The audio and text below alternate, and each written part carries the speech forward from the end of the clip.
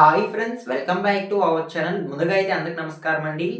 మరొక ఇంట్రెస్టింగ్ అప్డేట్తో నేను మీ ముందుకు రావడం జరిగిందండి. సో అప్డేట్ ఏంటి అనే విషయానికి కనుక వచ్చినట్లయితే, ఆంధ్రప్రదేశ్ రాష్ట్ర వ్యాప్తంగా వచ్చే సంవత్సరం అంటే 2026లో జనవరి నెలలో ఏమేం పథకాలు ప్రారంభం కాబోతున్నాయి, ఆ పథకాల ద్వారా ప్రజలకు ఎలాంటి లబ్ధి చేకూరేటువంటి అవకాశం ఉంటుంది, ఈ కొత్త పథకాలకు లబ్ధిదారులు ఏ విధంగా దరఖాస్తు చేసుకోవాలి అనేటువంటి పూర్తి సమాచారం ఈ వీడియోలో తెలియజేస్తానండి. ప్రభుత్వం అయితే మరో 4 పథకాలకు గ్రీన్ సిగ్నల్ ఇచ్చినట్లయితే సమాచారం అండి. ఆ 4 పథకాలు ఏంటి అనేటువంటి పూర్తి సమాచారం తెలియజేస్తాను. వీడియోని ఎక్కడ స్కిప్ చేయకుండా చూడండి. అప్పుడే మీకు పూర్తి సమాచారం అర్థమవుతుంది. మన ఛానల్ ఏమన్నా ఫస్ట్ టైం చూస్తుంటే ఛానల్ చూసి కంటెంట్ నచ్చినట్లయితే సబ్స్క్రైబ్ చేసుకొని పక్కనే ఉన్న బెల్ ఐకాన్ అయితే ఆన్లో పెట్టుకోండి. ఇక లేట్ చేయకుండా డైరెక్ట్గా వీడియోలోకి అయితే వెళ్ళిపోదామండి. వీడియోలో భాగంగా ముందుగా చూసుకున్నట్లయితే ఆంధ్రప్రదేశ్ రాష్ట్రంలో జనవరి నెలకు సంబంధించి ముందుగా ప్రారంభమయ్యే పథకం అయితే పింఛన్ల పంపిణీ అండి. పింఛన్ల పంపిణీకి సంబంధించి తేదీలకు సంబంధించి ఒక తాజా సమాచారం అయితే రావడం జరిగింది. పింఛన్లు ఏ తేదీల్లో పంపిణీ చేయబోతున్నారు, ఎవరికి రద్దు చేయబోతున్నారు, ఎవరికి యథావిధిగా పంపిణీ చేయబోతున్నారు అనేటువంటి సమాచారం తెలియజేస్తానండి. ముందుగా చూసుకున్నట్లయితే పెన్షన్ పంపిణీ అనేది జనవరి 1కి బదులు డిసెంబర్ 31వ తేదీ ఉదయం 7 గంటల నుంచి సాయంత్రం 5 గంటల వరకు పింఛన్లు పంపిణీ చేయాలని గ్రామ వార్డు సచివాలయం సిబ్బందికి సీఎం చంద్రబాబు నాయుడు గారు అయితే ఆదేశాలు జారీ చేయడం జరిగిందండి.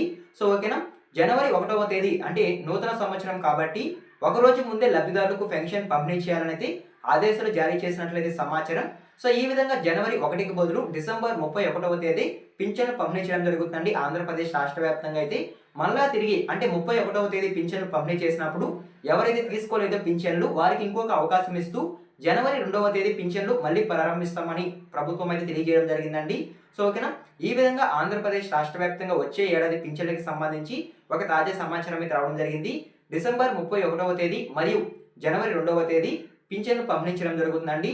గ్రామ వార్డు సచివాలయం సిబ్బంది ఉదయం 7 గంటల నుంచి సాయంత్రం 5 గంటల వరకు ప్రతి లబ్ధిదారుడి ఇంటింటికి వెళ్ళి పింఛన్ అనేది పంపించడం జరుగుతుంది. సో ఓకేనా, మీకు అర్థమైంది అనుకుంటున్నాను. అదే విధంగా నెక్స్ట్ చూసుకున్నట్లయితే ఆంధ్రప్రదేశ్ రాష్ట్ర వ్యాప్తంగా కొత్త పింఛన్లకు ప్రభుత్వం అయితే శ్రీకారం చుట్టబోతున్నట్లయితే సమాచారం అండి.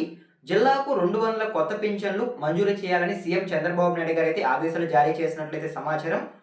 దీర్ఘకాలిక వ్యాధిగ్రస్తులకు అదేవిధంగా క్యాన్సర్ రోగులకు, దివ్యాంగులకు ఈ పింఛన్ను మంజూరు చేయాలని ఆదేశాలు జారీ చేసినట్లయితే సమాచారం అండి. ఇన్ఛార్జ్ మంత్రి అదేవిధంగా జిల్లా కలెక్టర్ కలిసి నిర్ణయం తీసుకునే వెసులుబాటు అయితే ప్రభుత్వం అయితే కల్పించినట్లయితే సమాచారం. ఈ 3 కేటగిరీకి సంబంధించి ఎవరైతే లబ్ధిదారులు ఉన్నారో వారికి ఆంధ్రప్రదేశ్ రాష్ట్ర వ్యాప్తంగా ఒక జిల్లాకు 200 కొత్త పింఛన్లు మంజూరు చేస్తున్నట్లయితే సమాచారం అండి.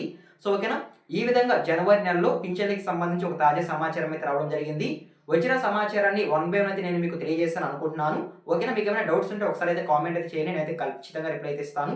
సో ఓకేనా, అదే విధంగా నెక్స్ట్ అప్డేట్ చూసుకున్నట్లయితే రేషన్ పంపిణీకి సంబంధించి ఒక తాజా సమాచారం అయితే రావడం జరిగిందండి. వచ్చే ఏడాది జనవరి నెలలో నూతన సంవత్సరం కానుకగా అదేవిధంగా సంక్రాంతి సందర్భంగా సీఎం చంద్రబాబు నాయుడు గారు చంద్రన్న కిట్తో పాటు కొన్ని నిత్యావసర సరుకులు పంపిణీ చేయబోతున్నట్లయితే సమాచారం అండి. రేషన్ దుకాణాల ద్వారా అయితే ఆ సరుకులు ఏంటి అనేటువంటి సమాచారం తెలియజేస్తాను. ముందుగా చూసుకున్నట్లయితే ఆంధ్రప్రదేశ్ రాష్ట్ర వ్యాప్తంగా ఉన్నటువంటి రేషన్ లబ్ధిదారులకు జనవరి 1వ తేదీ నుంచి జనవరి 15వ తేదీ వరకు ఆంధ్రప్రదేశ్ రాష్ట్ర వ్యాప్తంగా రేషన్ షాపుల ద్వారా రేషన్ అనేది పంపించడం జరుగుతుందండి.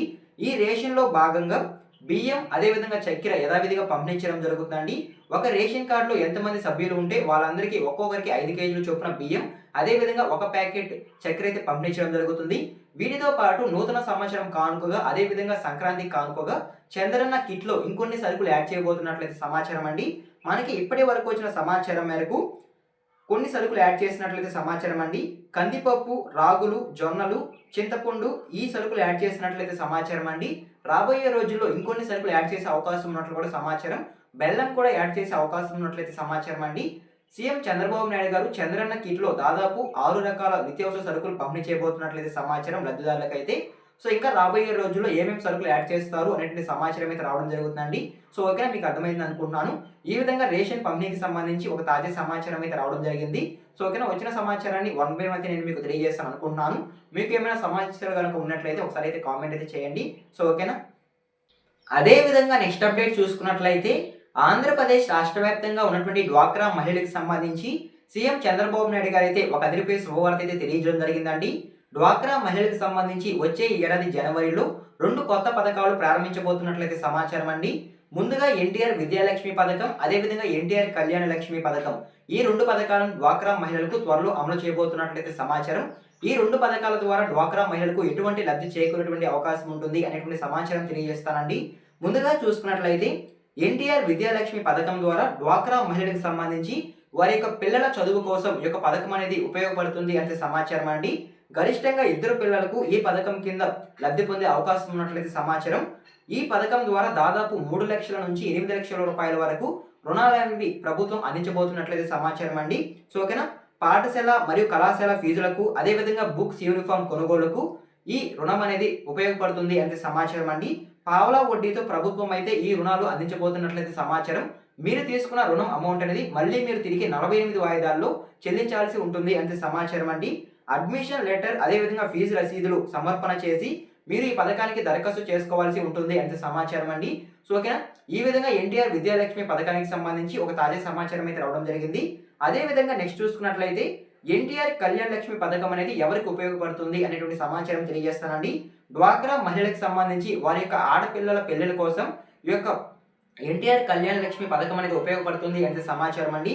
సభ్యురాలి కుమారి వివాహానికి ఈ పథకం అనేది వర్తిస్తుంది అంటే సమాచారం. ఈ పథకం కింద దాదాపు 3 లక్షల నుంచి 8 లక్షల వరకు రుణాలనేవి పొందవచ్చు అంటే సమాచారం అండి. సేమ్ పావలా వడ్డీతో మీకు ప్రభుత్వం అయితే ఈ రుణాలు మంజూరు చేయబోతున్నట్లయితే సమాచారం.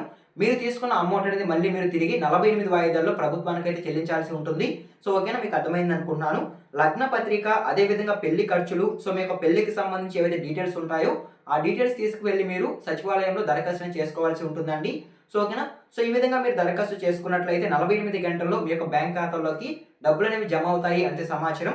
ఈ పథకానికి సంబంధించి రాష్ట్ర ప్రభుత్వం ఇప్పటి వరకు 2000 కోట్లు కేటాయించినట్లయితే సమాచారం అండి బడ్జెట్లో అయితే. సో ఓకేనా, ఈ విధంగా ఆంధ్రప్రదేశ్ రాష్ట్ర వ్యాప్తంగా ఉన్నటువంటి డ్వాక్రా మహిళలకు సంబంధించి సీఎం చంద్రబాబు నాయుడు గారు ఈ 2 పథకాలను అయితే వచ్చే ఏడాది జనవరిలో ప్రారంభించబోతున్నట్లయితే సమాచారం అండి. సో ఓకేనా, మీకు అర్థమైంది అనుకుంటున్నాను. అదే విధంగా నెక్స్ట్ అప్డేట్ చూసుకున్నట్లయితే ఆంధ్రప్రదేశ్ రాష్ట్ర వ్యాప్తంగా ఉన్నటువంటి మహిళలకు సంబంధించి మరొక అప్డేట్ అయితే రావడం జరిగిందండి. త్వరలో ఆడబిడ్డ నిధి పథకాన్ని ప్రారంభించబోతున్నట్లు సీఎం చంద్రబాబు నాయుడు గారు అయితే తెలియజేయడం జరిగింది. ఆంధ్రప్రదేశ్ రాష్ట్రంలో ఎవరైతే పేద మధ్యతరగతి అదేవిధంగా సామాన్య వర్గాల మహిళలు ఉన్నారో సో వారికి కనుక 18 సంవత్సరాల నుంచి 59 సంవత్సరాల లోపు వయసు కనుక ఉన్నట్లయితే వారికి ఆడబిడ్డ నిధి పథకం కింద ఒక నెలకి 1500 రూపాయలు అదేవిధంగా ఒక ఏడాదికి 18,000 రూపాయలు సీఎం చంద్రబాబు నాయుడు గారు అయితే డైరెక్ట్గా బ్యాంక్ ఖాతాలో జమ చేస్తామని తెలియజేయడం జరిగిందండి. ఈ యొక్క పథకం అనేది ఈ ఏడాది అమలు చేస్తారని చాలా మంది అయితే అనుకున్నారు. కాకపోతే ఈ సంవత్సరం అయితే ఈ యొక్క పథకాన్ని అమలు చేయలేదండి. వచ్చే ఏడాదిలో ఈ యొక్క ఆడబిడ్డ నిధి పథకాన్ని అమలు చేసే యోచనలో సీఎం చంద్రబాబు నాయుడు గారు అదేవిధంగా అటు ప్రభుత్వం ఉన్నట్లయితే సమాచారం.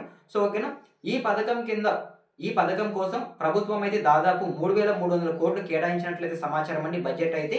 సో ఓకేనా, ఈ విధంగా ఆడబిడ్డ నిధి పథకాన్ని వచ్చే ఏడాది కూడా ప్రారంభించబోతున్నట్లయితే సమాచారం. సో ఓకేనా, మీకు ఒక క్లారిటీ అయితే వచ్చింది అనుకుంటున్నాను ఆడబిడ్డ నిధి పథకానికి సంబంధించి.